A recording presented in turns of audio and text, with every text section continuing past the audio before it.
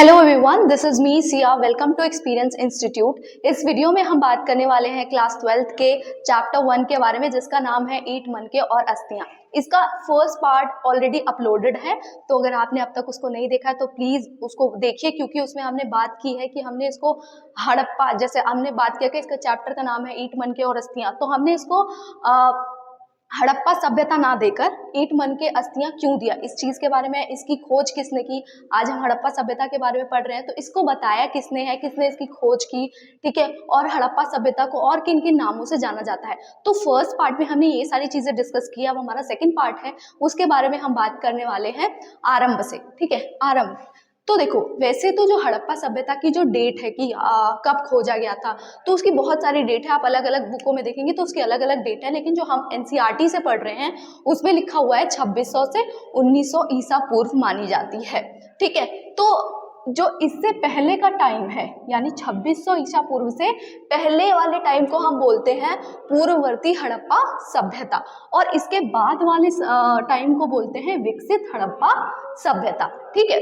तो जो पूर्ववर्ती आप नाम से समझ में आ रहा होगा आपका, पहले, तो पहले की जो सभ्यता थी, हड़प्पा सभ्यता थी, इसमें हम क्या देख रहे हैं, इसमें हमको देखने को मिल रहा है कि जो बस्तियां थी वो क्या थी, वो छोटी थी उस टाइम पे, क्योंकि वो विकसित नहीं था।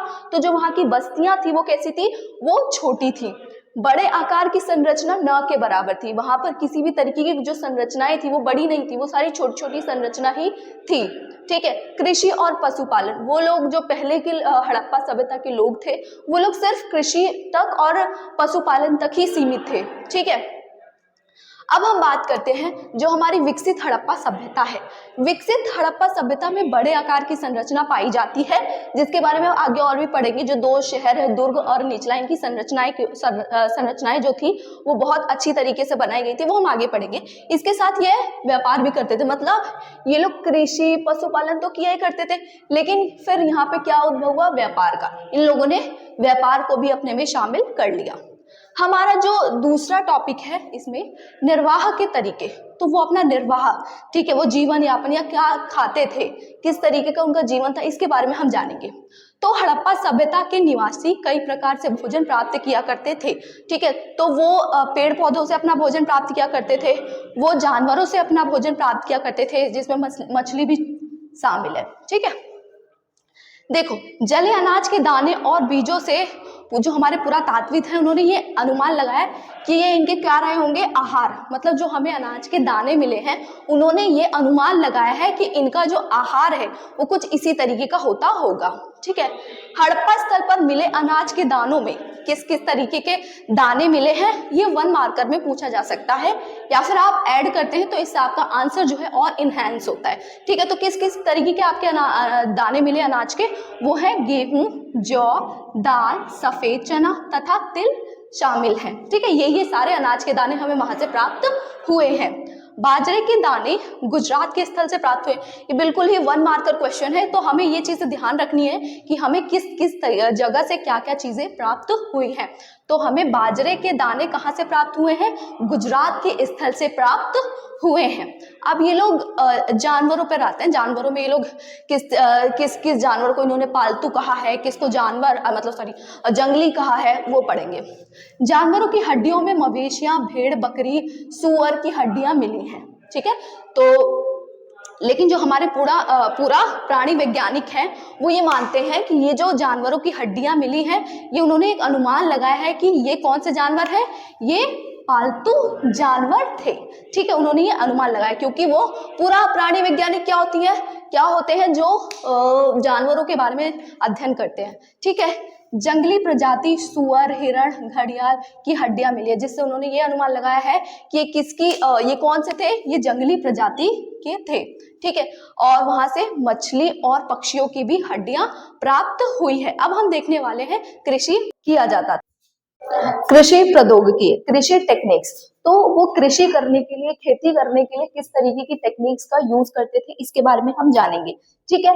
तो खेत जोतने के लिए बैलों का प्रयोग किया जाता था, ये हमें वहां से साक्ष्य प्राप्त हुआ है, जैसे कि हमें वहां से मुद्राएं मिली है, ठीक है। तो उन मुद्राओं पर किसके कभी हमें बैलों के चित्र देखने को मिला। तो इससे हमने एक अनुमान लगाया है कि कृषि करने के लिए किसका, बैलों का प्रयोग किया जाता होगा। और भी कई साक्ष्य मिले जिससे हमें पता चला है कि कृषि करने के लिए किसका प्रयोग किया जाता था, बैलों का।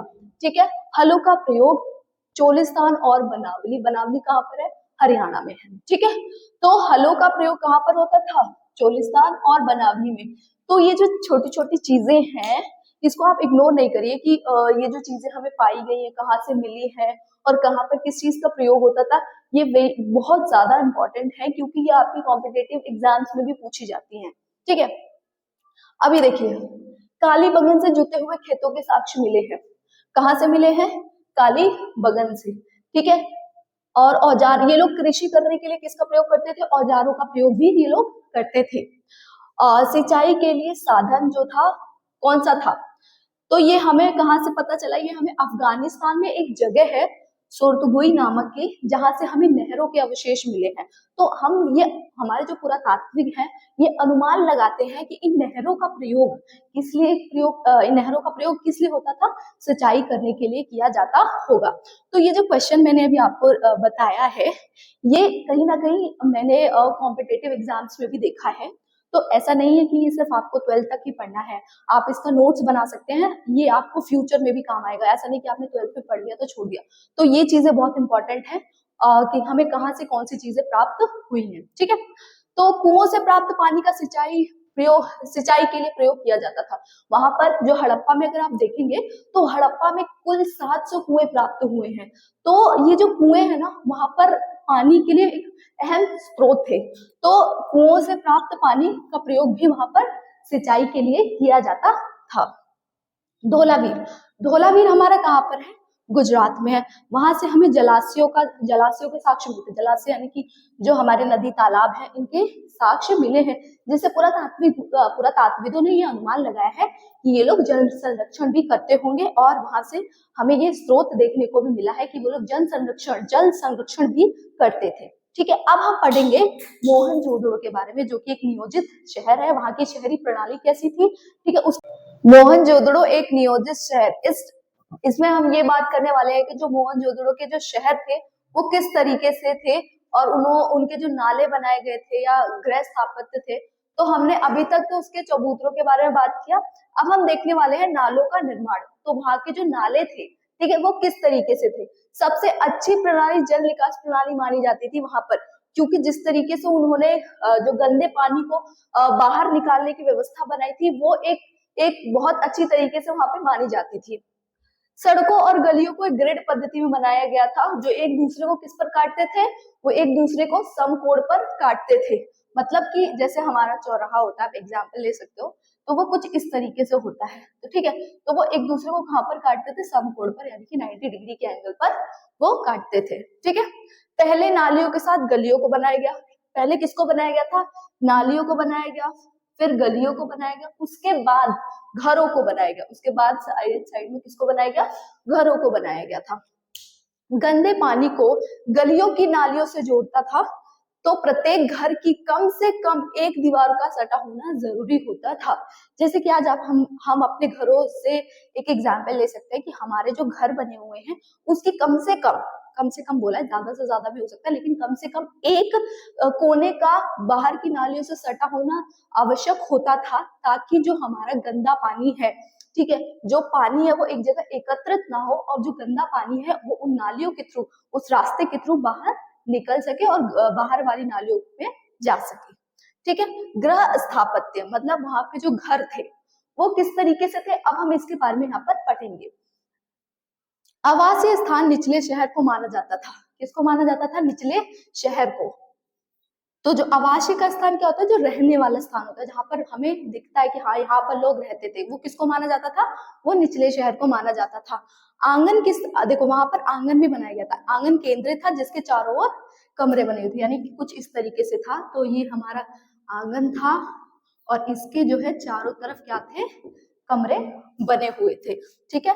देखो आंगन का प्रयोग किसके लिए किया जाता था, आंगन का प्रयोग किया जाता था खाना बनाने के लिए और कटाई जैसे कार्यों के लिए वहां पर उसका प्रयोग किया जाता था। एकांतता, जो हड़प्पाई वासी थे, ठीक है, जो मोहनजोदड़ो के लोग थे, वो एकांतता का बहुत महत्व रखते थे। ये हमें कैसे पता चला? ये हमें मिला है एक जो हमारे पुरातात्विक है उन्होंने अनुमान लगाया, क्योंकि जो उनके ग्राउंड फ्लोर होते थे, हमें वहां पर बहुतलीय घर देखने को मिले हैं, द्वितलीय घर देखने को मिले हैं, तो जो उनका ग्राउंड फ्लोर होता था, ठीक है, जो उनका ग्राउंड फ्लोर होता था, वहां पर हमें किसी भी तरीके की कोई खिड़कियां नहीं मिली है। तो इससे हमारे पुरातात्विक ये अनुमान लगाते थे कि वो एकांतता का बहुत महत्व रखते थे, ठीक है। स्नानाघर ईंट से बना, जिसकी नालियां दीवारों के माध्यम से सड़क की नालियों से जुड़ी थी।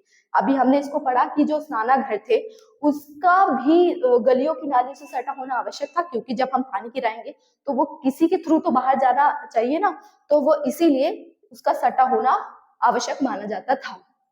हमें वहां से सीढ़ियों के अवशेष भी मिले हैं, जिससे हमारे पुरातात्विक हैं उन्होंने ये अनुमान लगाया है कि जो हमें वो सीढ़ियों के अवशेष मिले हैं, वो ये अनुमान लगाते हैं कि वहां पर बहुतलीय या द्वितलीय घर रहे होंगे, तभी वो लोग सीढ़ियों का प्रयोग करते होंगे, ठीक है। कुओं का निर्माण, देखो कुओं का निर्माण वो लोग सिर्फ पर्सनल लेवल पे यूज करने के लिए नहीं करते थे, वो कुओं का निर्माण ऐसी जगह पर करते थे जिससे कि वहां पर आते जाते हर व्यक्ति जिसको भी पानी की जरूरत हो वो उसका प्रयोग कर सके। इसीलिए वहां पर कितने कुओं की संख्या प्राप्त हुई है? 700 कुओं की संख्या। अब हम जानेंगे दुर्ग, ठीक है। ये दुर्ग जो होता था वो किस चीज के लिए प्रयोग किया जाता था? ये सार्वजनिक कार्यों के लिए इसका प्रयोग किया जाता था, ठीक है। तो किस सार्वजनिक, ये माल गोदाम यानी कि जो हमारे गोडाउन होते हैं जिसमें हम अनाज रखते हैं, ये उस चीज के लिए यूज किया जाता था। और यहाँ पर हमें एक चीज और है, विशाल स्नानागार, ठीक है, ये दो चीजों के लिए यूज किया जाता था। आंगन में बना जो हमारा ये विशाल स्नानाघर है वो कहाँ पर बना हुआ था? वो आंगन में बना हुआ था, और इसकी शेप क्या थी? वो थी आयतकार, ठीक है। और यहाँ पर सीढ़ियां भी बनाई गई थी, अगर हमें एक स्थान से दूसरी जगह पर जाना हो तो वो किसके थ्रू जाते थे? वो सीढ़ियों के थ्रू जाते थे। और इसको जलबद्ध यानी कि जो इसमें पानी था उसको रोकने के लिए क्या किया जाता था? इसको रोकने के लिए ईंटों को जमाकर, ठीक है, ईंटों का प्रयोग करते थे उसको जमाकर, और जिप्सम एक पदार्थ था जिसको हम पीओपी बोलते हैं, उसका प्रयोग करता था उस पानी को जलबद्ध करने के लिए, ठीक है। इसके तीनों ओर कक्ष थे, यानी कि हमारा जो आयतकार स्नानागार है इसके जो तीनों ओर थे वो क्या थे? हमें कक्ष देखने यानी कमरा देखने को मिलता है। जलाशयों का पानी, अब ये जो जलाशयों में हमारा जो पानी होता है इसको कहाँ पर डाला जाता था? इसको बड़े नालों में डाला जाता था। तो आज की वीडियो में बस इतना ही, हम मिलते हैं नेक्स्ट पार्ट में। अगर आपको ये वीडियो अच्छी लगी हो तो please like share and subscribe. Till then bye bye and